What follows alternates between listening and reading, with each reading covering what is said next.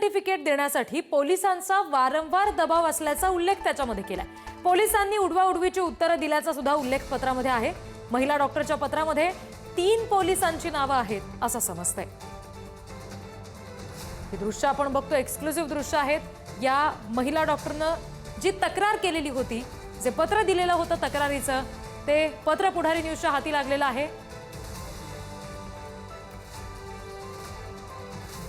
या पत्रामध्ये नेमकं काय म्हटलेलं होतं आपण ग्राफिक्सच्या माध्यमातून समजून घेऊया। आत्महत्या केलेल्या महिला डॉक्टरने 19 जून 2025 रोजी पोलीस उपअधीक्षकांकडे तक्रार केली। आरोपीला मेडिकल तपासणीला आणल्यानंतर तो फिट नसताना सुद्धा फिट सर्टिफिकेट देण्यासाठी दबाव टाकला आणि त्यासाठी वारंवार दबाव टाकला जातो, अपशब्द वापरले जातात असं पत्रात नमूद केलेलं होतं। या प्रकरणामध्ये लक्ष घालून कारवाई करण्याची महिला डॉक्टरनं उपअधीक्षकांकडे मागणी केलेली होती। 3 पोलीस अधिकाऱ्यांची नावं नमूद करून महिला डॉक्टरनं तक्रार केलेली होती आणि तेच तक्रारीचं पत्र आपण पुढारी न्यूजवर बघतोय।